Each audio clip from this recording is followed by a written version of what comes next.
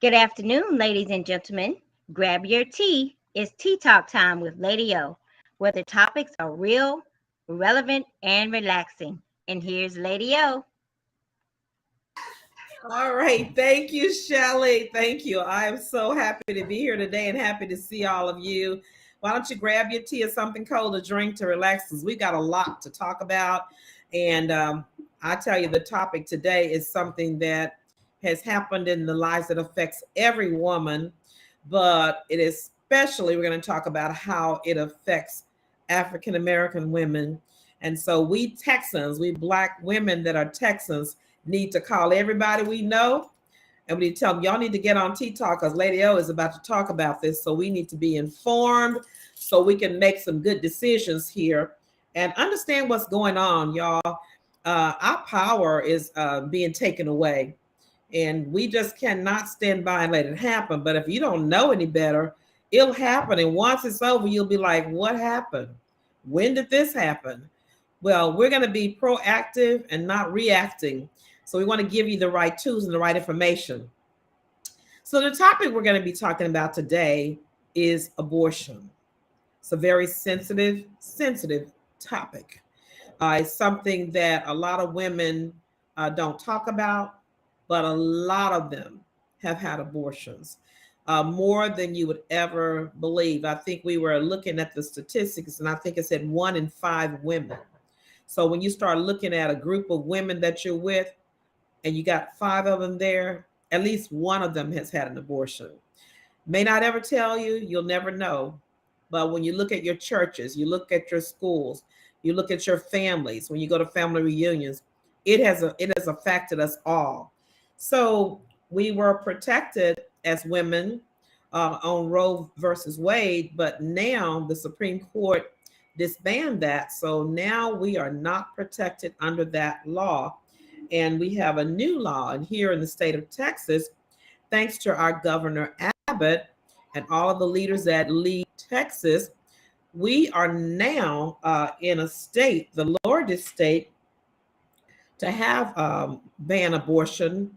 And it's so really important that you know this, because if you get one, or if you know if somebody's getting one, or if you tell somebody how to get one, it said you could face up to life in prison. Now, you don't get that much for killing a person, and $100,000 fine. So that's how serious this is. Now, Texas is the largest state to restrict abortions. And there's significant bans on the books, setting up potential legal minefields. So we got to be so careful. So performing an abortion is now a felony. Now, and it's punishable, like I said before, by life in prison in Texas after the state's new trigger law. How appropriate, trigger law. We're dealing with all these gun problems here, and this is the trigger law that they give us. But we have got to understand about this, because even if you take somebody to get the abortion, if you have anything to do with it, you could be facing prison as well. And the doctors have stopped doing all abortions in Texas. All the Planned Parenthood places are down because they can go to jail. And when you have a felony on your record, it means you can never vote again, which is another subject that we'll have to talk about another day. All of our people, Black people who have gone to prison for things that they were falsely accused of, if it's a felony, you can never vote again. And that's just so unfair. But anyway, now they've got it to where if you have an abortion, or if you have helped someone get an abortion, or tell someone how to do it, connected to them in any kind of way, you can be sent to prison, which is crazy. But we want to understand better that law, what we can do about it. And we want to talk about it. We're not trying to give anybody telling them that it's okay to have an abortion. We're not telling them that it's not okay to have an abortion. We're not here to tell you that. We believe, or I believe rather, that is between a woman and her God and her doctor. Because as you will find, as we talk about more things here in a few minutes, I'm sure women are, when they have to face that particular situation, they do go to God, and I'm sure they go to their doctors and ask, for whatever reason. It could be medically something that the doctor recommends. So, it's got to be between that woman, her God, and her doctor. And that's what I believe. I don't believe that anybody can tell a person what to do with their body when it comes to abortion, because you don't know their story, whether it's medical, whether they've been raped. You just don't know. So I cannot make that decision, and would not condemn another woman for making it, because I don't have to walk in her shoes. So why don't you go ahead and share Tea Talk with some of your friends and your families. Also, go ahead and have them to get on, because the information we're going to be sharing with you is going to be informative. So even though it's sensitive, it's still necessary. It's necessary, because we cannot go ignorantly ahead and make decisions that we don't even understand fully what that's about. So we're going to first look at a video from Reproductive Justice, and that's going to kind of open up our show for today. So go ahead, grab you something to drink, relax, and we're about to get into some real topics here. Let's take a look. Reproductive justice. A lot of people talk about it, but many don't know what it really means. Here's the basic idea. Coined by 12 Black women in June of 1994, the term is the combination of two phrases, reproductive rights and social justice. The new phrase reflected the lives and experiences of Black women in the United States who had been denied a full range of services and protections. Black women have multiple identities, like age, ability, sexual orientation, immigration status, religion, and nationality, just to name a few. Consider the fact that Black women experience some of the highest rates of poverty and only make 63 cents for every dollar a white man makes. Nearly 20% of Black women have no health insurance, and die 4 times as often as white women from pregnancy-related causes, regardless of income or educational status. The issue at play here is intersectionality, a term coined by legal scholar Kimberly Crenshaw, which refers to how multiple systems of oppression work together. Reproductive justice is how we take on all the systems that harm us. Reproductive justice is the human right that can only be achieved when all women and girls have the complete economic, social, and political power and resources to make healthy decisions about our bodies, our families, and our communities in all areas of our lives.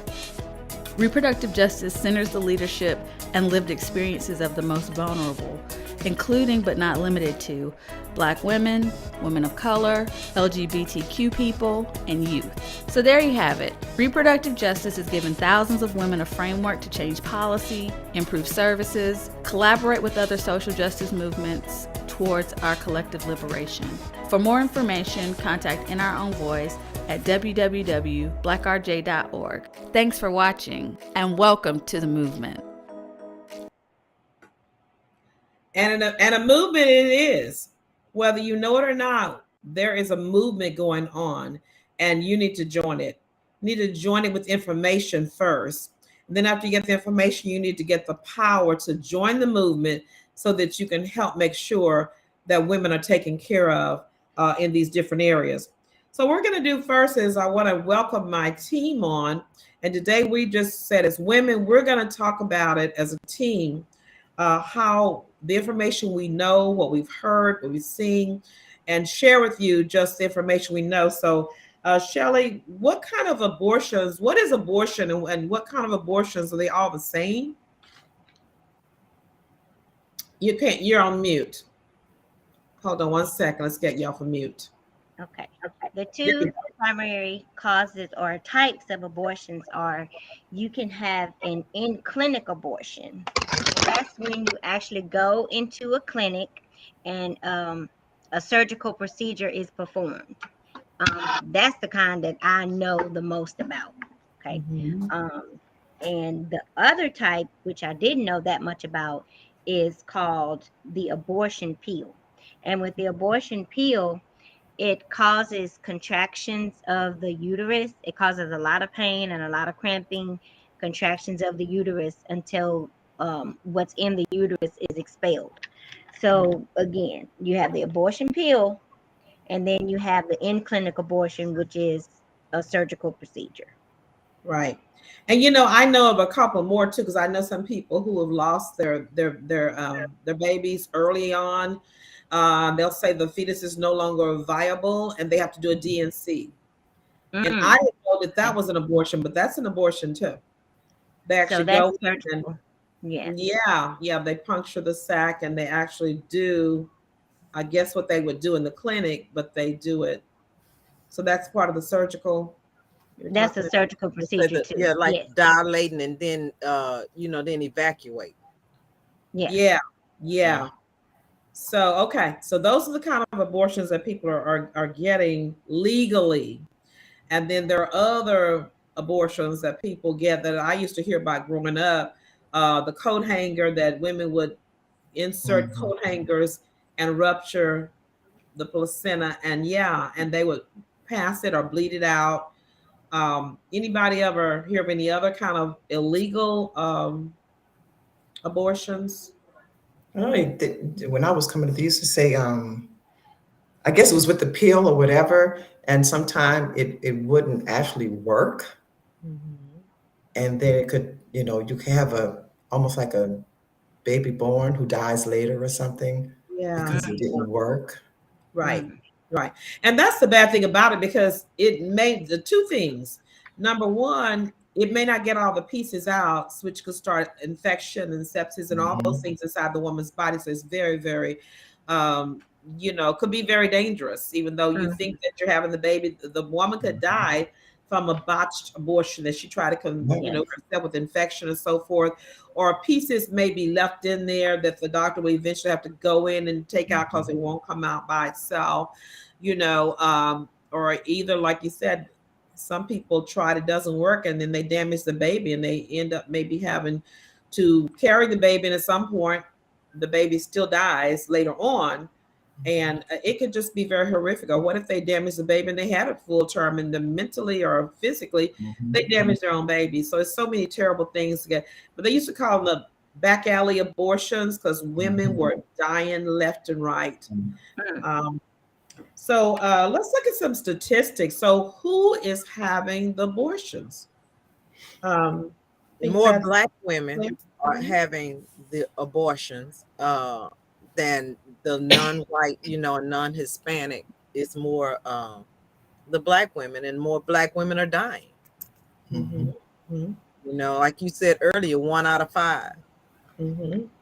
Yeah. And And also, go ahead, Shelley.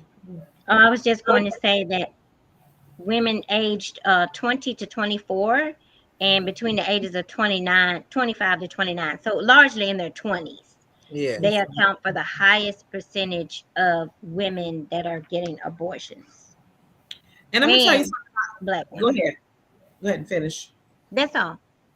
Well, I was gonna tell you that what I heard, and this may not be true. I haven't, verified this, but when you look at the abortion Planned Parenthood offices, I heard that they were really, really close to Black universities, and they were that was a form of birth control. I know when I was in college, you would go to get your birth control pills or your IUD or your well woman's checkup and things like that. Those are the things that Planned Parenthood did, but they keep a record of all the abortions done. But I was also told, and like I said, I don't know if this is true or not, but I was told that most white women get their abortions through their doctors, their medical doctors. They have insurance and they can do that, or they can go out of the state. So it's kind of hard to say. It makes it look like Black women are getting them more than anybody else, but because they're close to the Black universities, these people are in college and they're trying to finish their career, and it's made easily accessible to them, most of them in walking distance.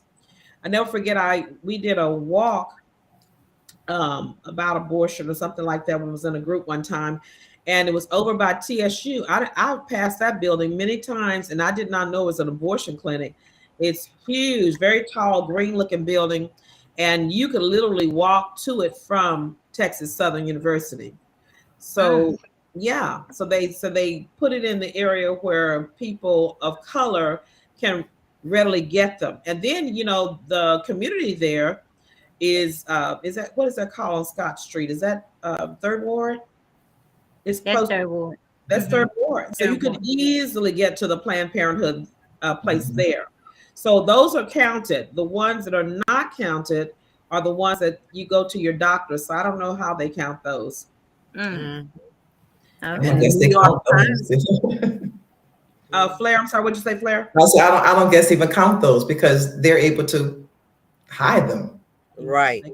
It's not said. They take their child, they take their daughter away, and when they come back to school, they go back to life, and nobody knows. Right. But with our children or with us, we have no choice but to go to the clinics. Yeah, because in the documentary just a few minutes ago, it was talking about how many Black women don't have insurance. And so, and you're in college and stuff, you don't have a job, you don't have insurance. So therefore you're going there. And I'm gonna tell you too, and this is another story too, but I did some research. There's a documentary on Planned Parenthood. So y'all look it up yourself. But the beginning, they were talking about how Planned Parenthood was started by a person who was really out to kill Black people and to destroy the Black race. So I'm not going to say it's 100% sure because I haven't studied that right now, but there's a documentary on this. So look it up for yourself and see what you find. But it would make some sense because I know when I was in college, the doctors there, they didn't seem to be caring about like a well woman. They had some other things that they wanted to do and so forth. And so that's the place that I went to when I was in college.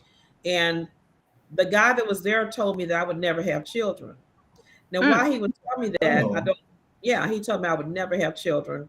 And he just seemed to be trying to lead me into the way that he could do something.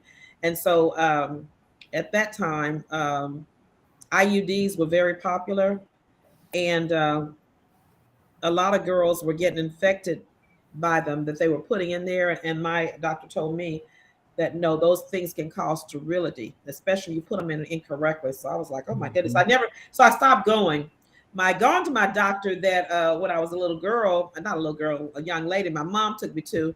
But when you're in college, you're away from your regular doctor. So that's who they were on campus saying, come see me, we can offer this, whatever. So what about so we look at abortions, and now if a large amount of Black people were having abortions, what are some reasons why Black women have abortions? Okay, I did some research and I went on to the Biomed Central Women's Health page, Uh-huh.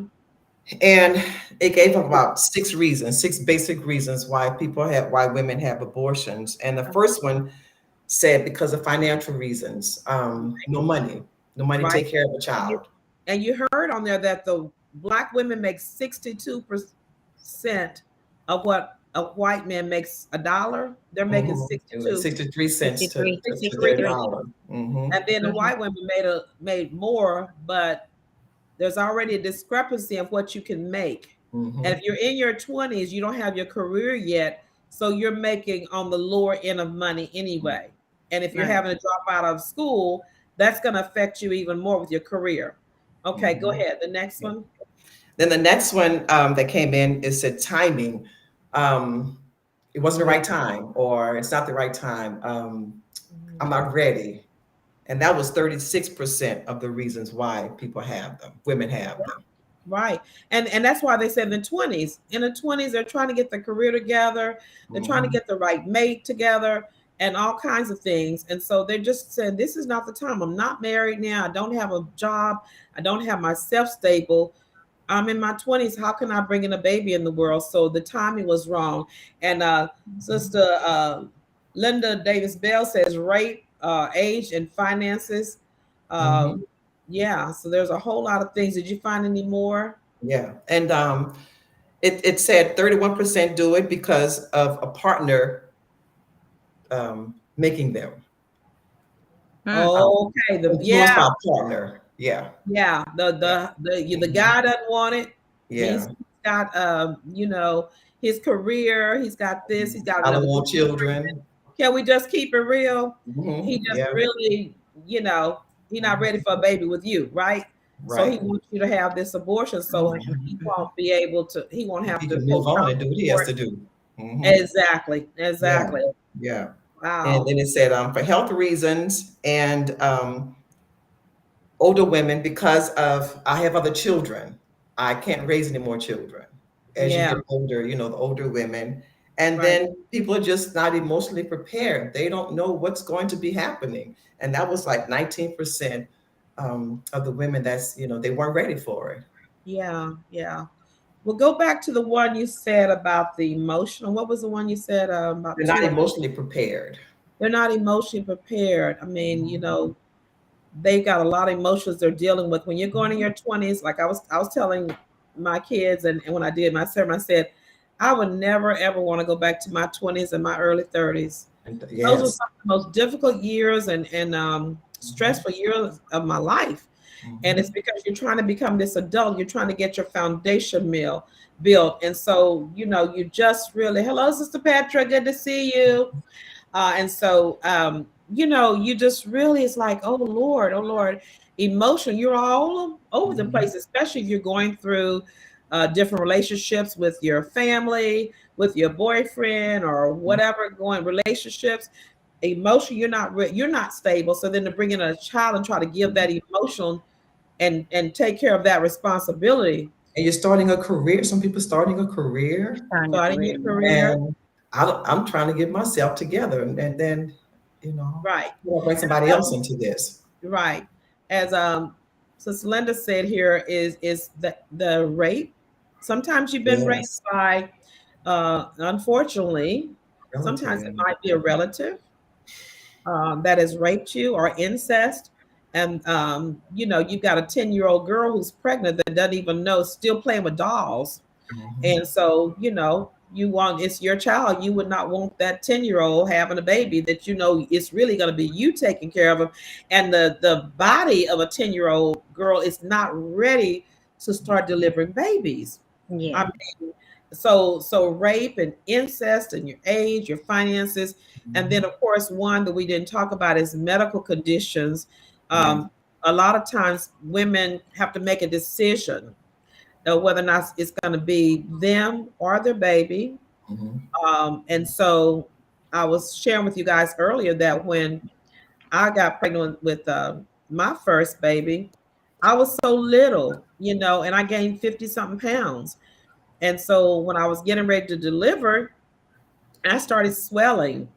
And so I went to my doctor and I didn't think anything about it, you know, because I'm already big, but my hands started looking like balloons. And Mm. so when my face was, it was all like just like a balloon. And so I went to my doctor and he said, "Oh no, let's get you to the hospital now and get to deliver this baby." And I went home, packed my clothes. When I got to the hospital, they were waiting for me saying, "Where have you been?" I said, "Well, I had to go pack my suitcase." He said, "No, I told you to come right now." He said, "You don't understand." He said, "You could die and your baby could die." He said, "I'm gonna put it to you like that. This is urgent. If I don't take this baby now, you could die or the baby could die." That kind of got my attention because I felt okay. I was just kind of a little swollen, but found out I had toxemia. And so once you find that out too, and I was able to share it with Victoria Carter. She'll tell you she gave that testimony. She walked into the church one day. I was there and I didn't know she was coming. It was in the daytime, and I just happened to step in the hallways when she was going by, and I said, "Oh my God, you need to go to the hospital. You need to go like right now." And when she got there, her doctor told her, had she not gotten there at a certain time, that her baby would not have made it because she was so toxic. Wow. And I saw that. So if we don't know what it is and what the dangers are, we're not even going to be able to share with our children, our friends, our church members, and so forth to help each other. But that would be a reason that they took my baby early. But what if I had only been 3 months? Mhm. And then they're telling me, and I had this happen too, and she did die. This particular girl, young lady, we all went to college together, and her husband had to make the decision between her and the baby. And I don't know if he made the decision or what happened, but she died. The mother died, and the baby stayed in the hospital because they didn't want to abort the baby, and the baby was viable, but it happened so fast. But what if you're 3 months and you've been trying to get pregnant forever? But the Mm. doctor is saying to you that you're not going to be able to carry this baby 6 more months. And if Yeah. you do, either you're going to die or the baby's going to die or both of y'all.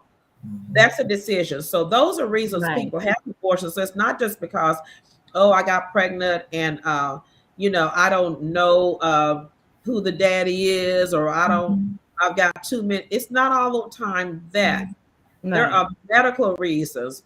There, and like I said, with the 10-year-old, 11-year-old, that's going to be between me and my daughter. Okay, you're Mhm. not going to tell me what to do with me and my daughter. I got to raise this child. I got to go through 9 months of an 11-year-old pregnant, and Mhm. so that's something. Maybe you want to do it. That's fine for you, but not that may not be for me. So I think we shouldn't push our beliefs and our issues on other people because you have not walked in their shoes. You do not live in their home. You do not have their finances. You do not have their emotional and mental state. There's so many things more than just I want an abortion. Mhm. Most women Right. that I know would not just be wanting to have an abortion. There are reasons that we don't know about. So since I don't know what's going on in your home, I think it's unfair that people will tell you what you can and cannot do. Yeah. And the fact that once that baby is born, if that child is 10 years old, 11 years old, who's going to be raising that child? A lot of women just don't try to find out. You know, they're just ready to say something. You don't, like you say, you don't know my situation. You don't know. You know, help me if that's the case, but don't judge me. Don't Yeah, talk about me. You don't know what exactly. I'm going through. You don't know what a woman has gone through. And you know what? I'm glad you said that, Sis Flair, because the other thing is, you know, Governor Abbott is telling us to have the babies, but nobody's talking about who's going to help take care of the babies. Exactly. No, Right. everybody want us to have good housing, good health care, all those things we need to have for our children. We want to have for our children. But when you have people making laws that are gun, the killing your children once they get to be 14, 15 years old, they care about them before they're born, so they say, but don't care a thing about them once they get here. So there are many reasons, and then you see the statistics.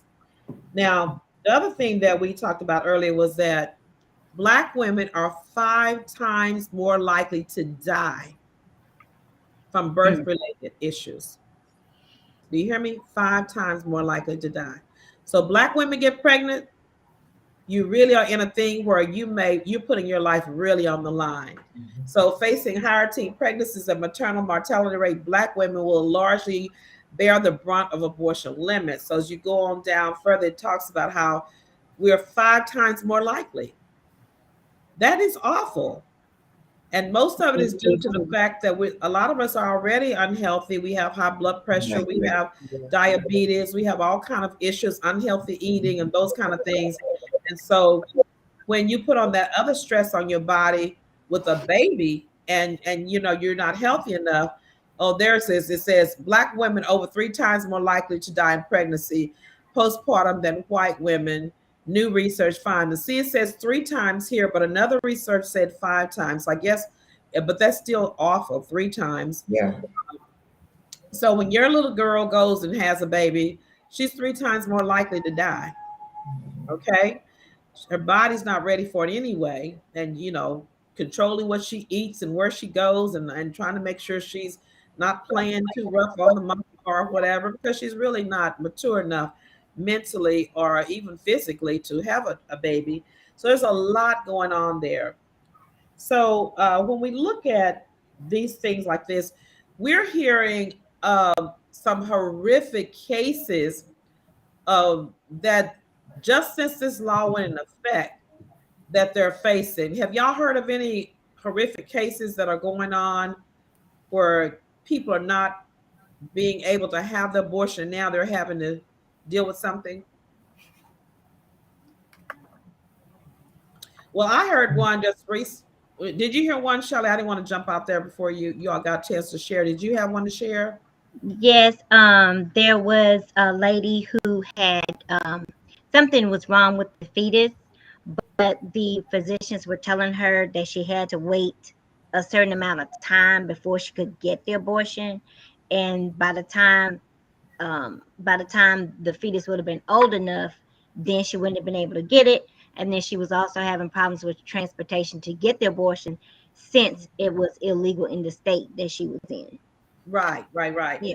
Now, that one was a case where this young lady wanted the abortion, but she was underage, and they were saying she's too young to get to make a decision on this abortion, because you had to have the abortion before, is it 6 weeks or 8 I weeks? think it's Whatever. 8 weeks. 11 weeks, I 8 think it weeks. said. Yeah. Okay. And so by the time she got back into court, she would be over that limit. She wouldn't be eligible for it. So that was one. And the one I heard here recently was just like, oh my God, how terrible. This lady, they already know her baby does not have a skull. Can you imagine having a baby inside you and there is no skull? So if there's no skull, they're not going to be able to live. Once you deliver that baby, it's going to die. Yeah. They live for a couple of hours, but it's going to die. And that's like a monster, seeing a baby come through with no skull. Yeah. And they're making her carry that baby. That's terrible. And so they're saying that she's trying to decide, I think, if she's going to go out to another state. But now they're saying that if you go out to another state, if they hear about it, they can file charges again. It's all crazy because this is all so new. But that's one of the cases. And of course, we heard one too with this, I think it was a 10-year-old who was raped. And they told her she had to carry that baby. So her mother took her to another state. And now they're trying to file some kind of charges. And these are felony charges, y'all. Life imprisonment. So it's not like, oh, you're going to get a couple of years. Your whole life could be ruined. I see one here where a 28-year-old young lady in Jackson, Mississippi, her baby was sick, and they didn't know if the baby would live or not. And since they banned it in her home state, she tried to cross the lines, and they told her she couldn't. And like they said, the longer she waited, the worse it was going to be. Right. But they would not let her have an abortion. Well, you think too, I've known several people who the baby has died, but the baby won't pass by itself. Mm-hmm.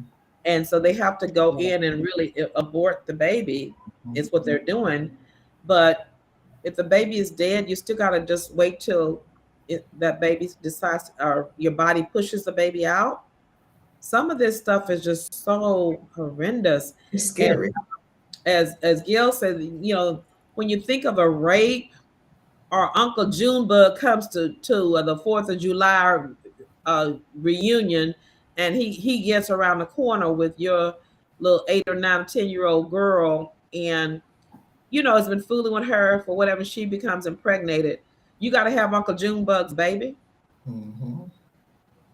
You got to let that child. It's bad enough she's been raped and abused by her uncle that she knows, and sometimes it's fathers too. We're talking about fathers too.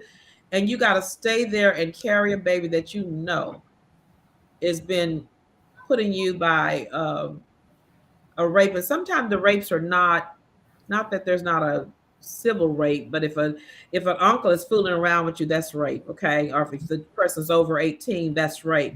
Yeah. But if you get where somebody violently rapes you, say you have 3 or 4 guys that gang rape a child, a 16-year-old, and she's pregnant, and she got all these scars and things on her with this raping violently, beating, stabbing over and over and over, raping her in all kind of inhumane ways that you cannot even think about or talk about.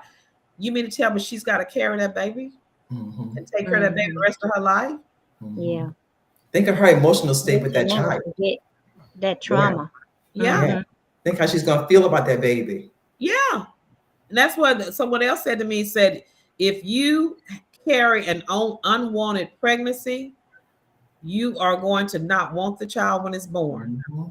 And so that feeling that you have is going to be awful against that baby. How can you pick the baby? I mean, some people can and love the baby and it looks just like Uncle Junebug. Oh my goodness. Everybody that's kind of bad. Everybody knows. Reunions, and there's Uncle Junebug's baby, and your 10-year-old daughter carrying Uncle Junebug's baby. Mm-hmm. You know, it's just it's inhumane. Yeah. I would think, to make somebody do that. Tish said a friend of hers, her husband raped her daughter, and she had to have the baby. Yeah, you have some fathers who are sick mentally, and they will rape their own child. Said Cheryl Johnson Foley said women from Texas are traveling out of state to have abortions. Mm-hmm. Mm-hmm. And here's the deal. If you are Black, you don't have insurance, you don't have transportation, how are you going to go out of the state? Yeah. Right. Mm-hmm. So that's going to lead you to go back to having those back alley abortions. Mm-hmm. You know, I knew a lady one time, she jumped off a washing machine. You know, she fell down some steps to try to make the baby abort, you know. And so there are things that people are going to go back to doing because they really just cannot see themselves having another baby. If you got 6 kids, and don't give me this stuff about she shouldn't open her legs. Well, she didn't. She opened her legs, the baby just didn't fly in there. Mm-hmm. The man was there too. You know, and so nothing's being done to the fathers. I heard this from someone too, said that if they're making the women do all this, they need to make the men have vasectomies. Find out who the father is. Or give them some kind of pill or something, you know. I mean, it's not always our fault. It's 2 people. Exactly. Exactly. Always back on the woman. Always back on the woman. Always back on. That's true. And then she has to have the abortion. And what does he do? He walks away. Yeah. And sometimes I'm thinking one of the statistics we saw, a lot of times the men are wanting the women to have the abortion too, because they don't want the responsibilities. Mm-hmm. A lot of them have had 3 or 4 babies by 3 or 4 different women, and they don't want another baby, and they will ask them to have the baby, to have an abortion. And the reality is, everybody don't want to have an abortion. She may love that man, she may want to keep the man, but because of the way he's treating her, do y'all remember a case? There was an athlete who was, I believe it was basketball player, football player, and he was going pro. And this girl was pregnant and he had her killed. There was two different cases. They had the woman murdered. I've heard that a couple of times. Yeah. It's been at least two that I've heard of, two of them. Yeah. And it was awful. And that the woman wanted to have the baby, and the man didn't want her to have the baby. So he had her murdered. I gave her the money and said have the abortion, and said she wouldn't. So there's a lot of reasons. Like I said, nobody knows your story. Right. Right. So they cannot, how dare. And this is the other thing that gets me about Greg Abbott and all of his people, the hypocrisy. Your people say, you can't make me wear a mask. It's my body. You can't put a vaccine inside of me. This is my body. But then you'll tell a woman what she can do with her body. Her body, right. Yeah. Yeah, that's very hypocritical. Very hypocritical. And women have got to realize that the men crossed the line this time. I'm sorry. They had crossed the line when they going to tell us what we can and cannot do with our bodies. Yeah. And so what we have got to do is stand up. And like some women too did not have the abortion. And I've had some kids around the church who the woman was going to have an abortion. I told them, nope. When I see those little kids running around there, they're growing up. But their situation was different. They wanted to have an abortion because they didn't want them kids. And it was different reasons. But I think you need to have good, wise counsel if you're thinking about that. And you shouldn't just have an abortion just to have an abortion. But I think you should, like I said, when I say it's left up to your God, go to your mother in the ministry, go through not to the male pastors. I would never go to a male pastor and ask them about a female body. No. That's what gets me about these white men. They're making decisions for females' bodies. You don't have a body, a female body. You don't even know what goes on. So you need to butt out. But it's not that you tell the person to have an abortion or not have an abortion. You want to help them understand all of the issues surrounding it. You want them to share. You want to give them the pros and cons. And in the end, you can give some wise counsel, but at the very end of the day, you're not going to walk with that person the rest of their lives. Right. Okay? And so you have to tell them that's between you, God, and your doctor. So go to your doctor, talk about it. I've given you the scriptures. I've given you what I think about it. If they ask, if they don't ask me, I don't tell them. But if they ask me about it, I will give them my opinion.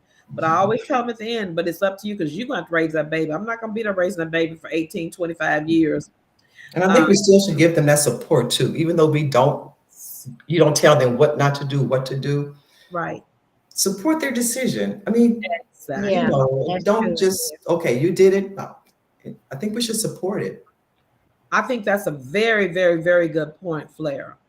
Whatever decision they make, if they decide to get the abortion, you should say, hey, I don't agree with it, but I'm here for you. Yeah. I'm going to support you in it. If they want to have the abortion, do that. If they want to have the baby, support them in that, but let them know you're going to have to work. Yeah. You may have to drop out of school. But the good thing about Black people back in the day, they would always take the babies to grandmama's house in the country. Yeah. Drop those kids off, and Big Mama they would take care of them, right? Yep. Now Big Mama said, I ain't keeping them little kids. I'm not gonna be out. They're sitting now, and they're not doing that way. Yeah. Another thing that Black people used to do, they used to go to California, and they would send their kids to somebody to stay the summer with, and come back and go to school, and then you wouldn't know anything had happened, or they would be gone to visit somebody, So there are many things that we used to do that was very supportive of either helping them get the abortion illegally or helping them get an abortion legally. And most of the time there was not a lot of money. So you have that midwife or that woman in the neighborhood who knew how to do. Mhm. Lady O, I also think, this is my opinion, that God gives us free right to choose.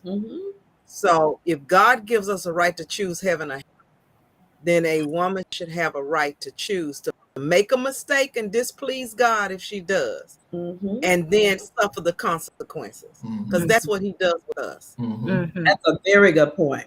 Mhm. If God can give us free will, why can't a man give us free will of what we're going to do with our bodies? Yes. Because here's the reasons too. We went over a couple of them before. Let's look at it. Choosing to have that baby or not have that baby will affect you socially. Yeah.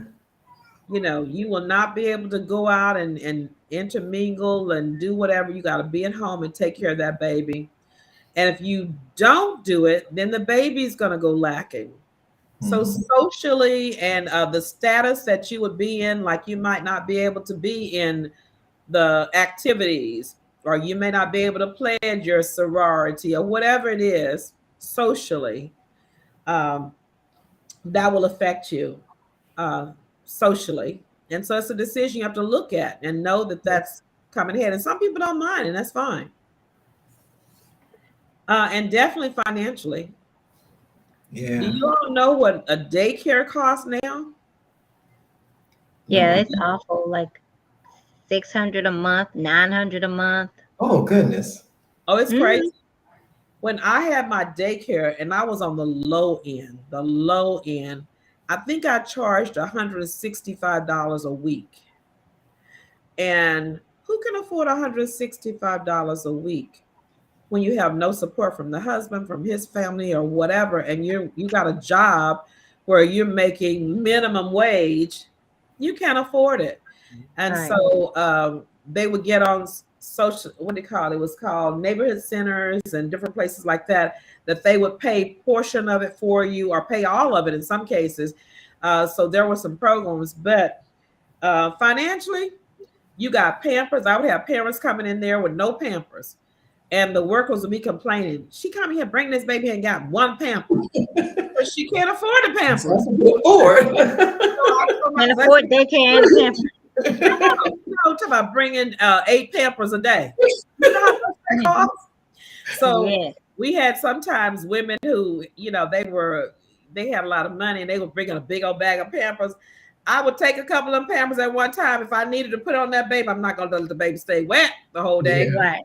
And, I would just tell them, hey, I borrowed a couple of your Pampers. One of the mothers couldn't afford it. They said, oh, that's okay. That's okay. And that's kind of how we made it, But, when you talk about diaper cream, when you talk about formula, they come in there with a bottle of formula that they've had since the night before, and the bottle's dirty. I mean, I've had a lot of stuff happening, but here's the thing. I didn't judge them because I knew what they were going through. So I stepped up and did my part as a daycare director. Now, most of them directors don't do that. They would take this child home. You need to get some milk in here. But there are programs now, through NCI, the food program. They got a lot of great programs. I don't know if we're going to keep them. If we keep the same governor, we may not have all these programs to help, but they would help with milk. Like they would, if a child was on NCI, they would buy me certain milks for that baby. I just had to tell them what kind of formula it is, 2%, whatever it is.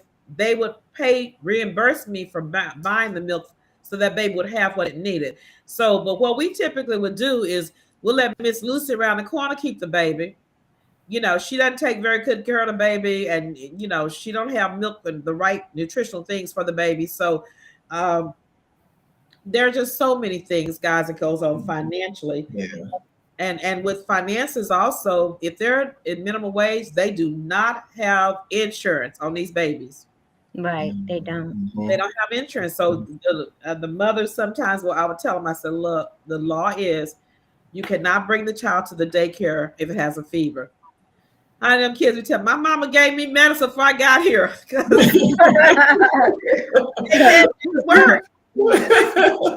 And I can say to them, open your mouth, take this Tylenol. When you get sick, Because I called, you can't get them on the phone because they can't come to the phone. I said, she's running a fever. Was she running a fever last night? And they'll say, well, No. when I dropped off, she didn't have a fever. Oh, Shelley, they still do that. Oh yeah, they still do They that. still do that in the schools. Yes, Definitely. yes. Yeah. So chips, as Cheryl Johnson Foley said, most of the girls get their children on chip. That's another kind of medical insurance kind of thing you can get.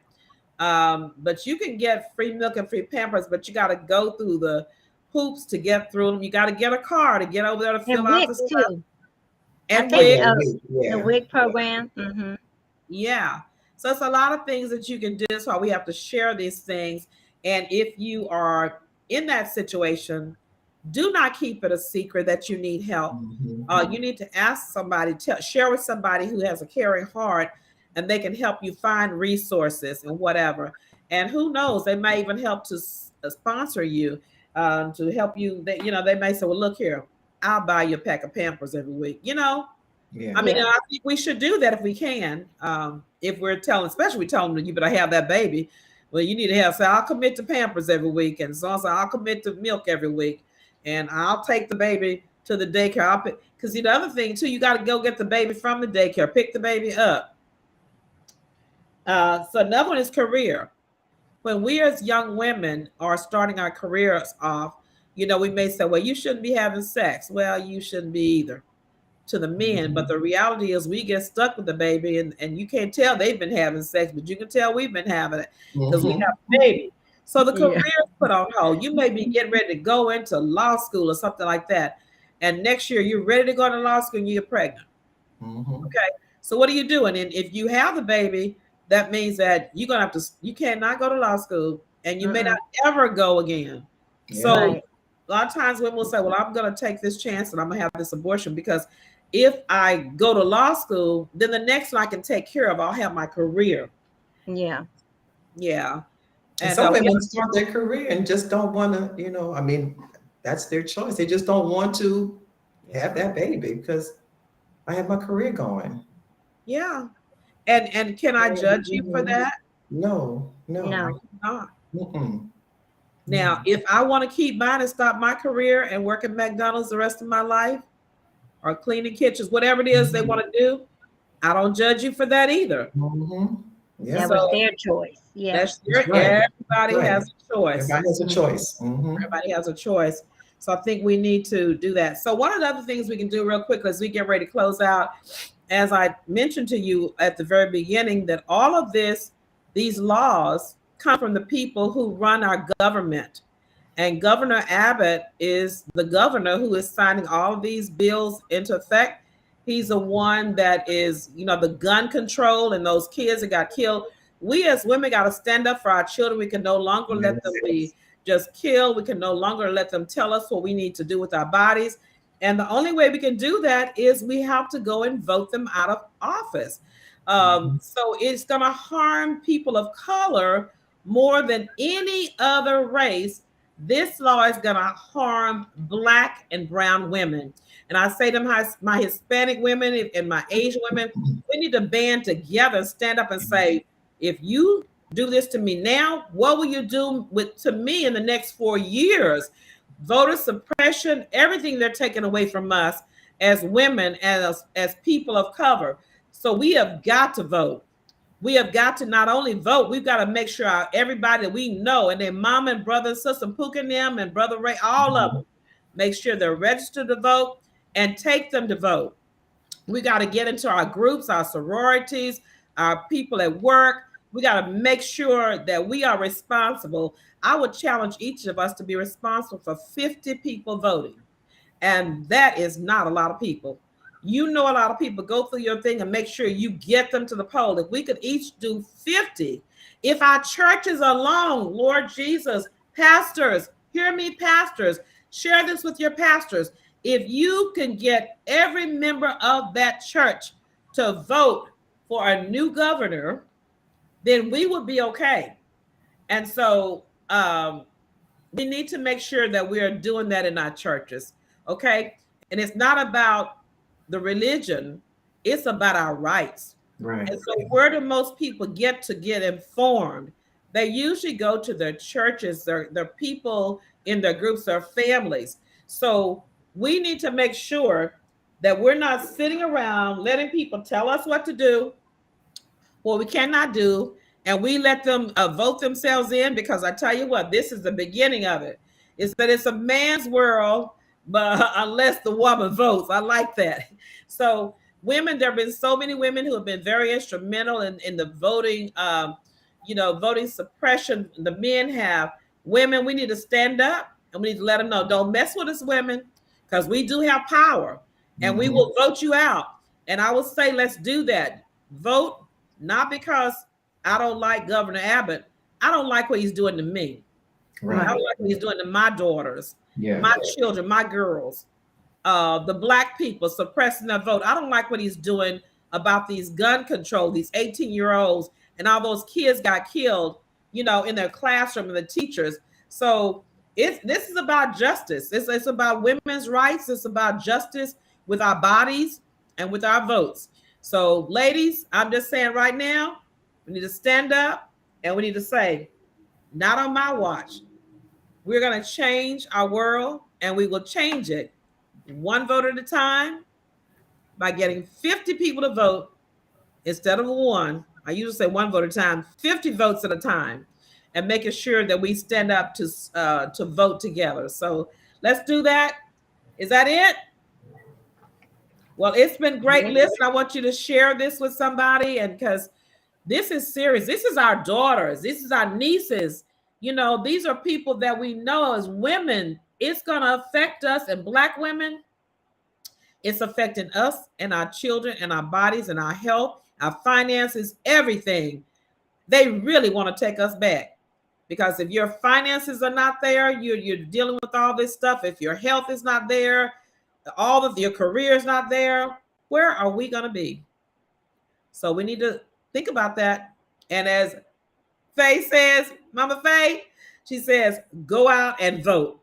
All right. Listen, it's been wonderful. Share this with somebody else, and I'll see you next Sunday at 3 for Tea with Lady O. Bye-bye for now.